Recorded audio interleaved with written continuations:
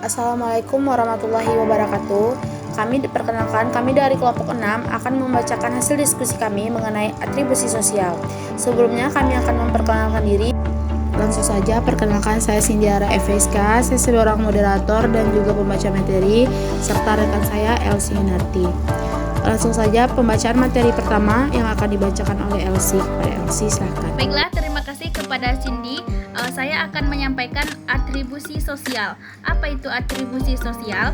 Atribusi sosial adalah tentang bagaimana upaya kita untuk dapat mengerti dan memahami arti perilaku orang lain, khususnya bagaimana kita mencari sebab dan mengerti dalam mengidentifikasi perilaku orang lain, baik itu berpusat karakter, sikap, dan lain-lain, sesuatu yang melekat dalam diri individu.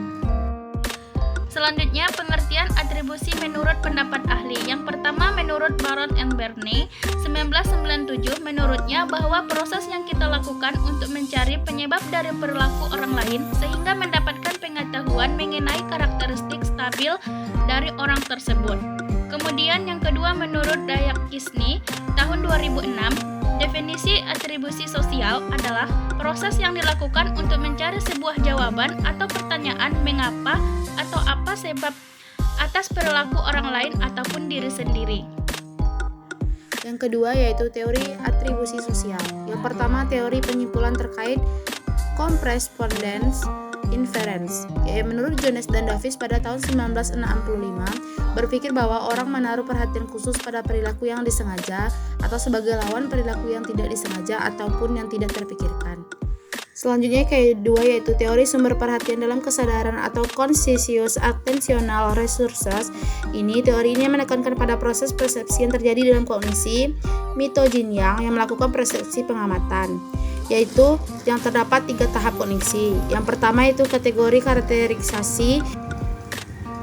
Contoh umum dari karakterisasi adalah ketika kita mencoba mengelompokkan orang-orang ke dalam kategori atau kelompok berdasarkan karakteristik dan sifat-sifat mereka yang serupa.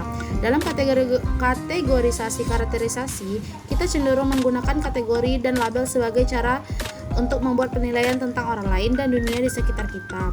Berikut adalah contoh beberapa dari kategorisasi yang umum. Yang pertama yaitu kategorisasi gender dan yang kedua yaitu kategorisasi suku. Selanjutnya yang kedua yaitu koreksi. Koreksi adalah tindakan untuk memperbaiki atau mengoreksi kesalahan atau ketidakakuratan dalam informasi, data, atau dokumen. Koreksi biasanya dilakukan setelah informasi atau data telah diterbitkan dan ketidakakuratan tersebut ditemukan dalam pengawasan ataupun pengawasan ulang setelah melakukan publikasi. Selanjutnya yaitu teori yang ketiga yaitu teori atribusi internal dan eksternal dari Kelly. Teori ini mengatakan bahwa ada 3 hal yang perlu diperhatikan. Yang pertama yaitu konsensus. Konsensus adalah sebuah frasa untuk menghasilkan atau menjadikan sebuah kesepakatan yang disetujui secara bersama-sama antar kelompok atau individu setelah adanya perdebatan atau penelitian yang dilakukan dalam kolektif intelijen untuk mendapatkan konsensus pengambilan keputusan. Yang kedua yaitu konsisten. Secara sederhana, konsisten merupakan kemampuan untuk terus-menerus berusaha sampai sesuatu berhasil tercapai. Bakat, kemampuan, dan keterampilan semua itu tidak ada artinya jika dilakukan tanpa adanya konsisten. Dan yang ketiga yaitu distingsi atau kekhususan yang merupakan derajat perbedaan reaksi seseorang terhadap berbagai stimulus atau peristiwa yang berbeda-beda.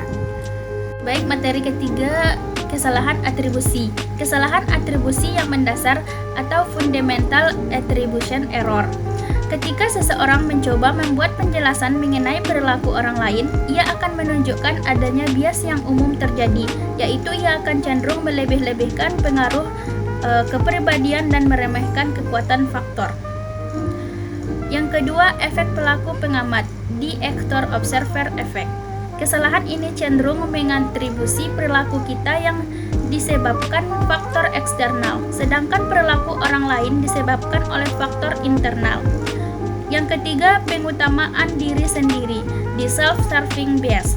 Kecenderungan dalam menjelaskan perilaku diri mereka sendiri, mengakui kesuksesan pribadi sebagai usahanya sendiri, dan merasionalisasikan kesalahan dirinya pada faktor lingkungan. Yang keempat, false Consensus effect.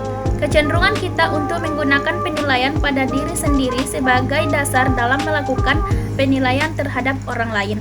Kesimpulan dari materi ini yaitu atribusi adalah memahami perilaku diri sendiri atau orang lain dengan menarik kesimpulan tentang apa yang mendasari atau melatar belakangi perilaku tersebut.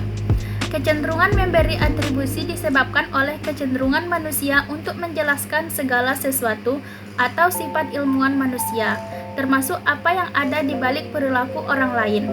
Teori atribusi adalah bagaimana kita membuat keputusan tentang seseorang. Kita membuat sebuah atribusi ketika kita merasa dan mendeskripsikan perilaku seseorang, mencoba menggali pengetahuan mengapa mereka berperilaku seperti itu. Baiklah, itulah hasil dari PPT kami atau presentasi kami. Jika ada saran dan pertanyaan, silahkan disampaikan kepada kami. Terima kasih. Saya Cindy Reveska dan rekan saya Elsie Narti mohon undur diri. Terima kasih.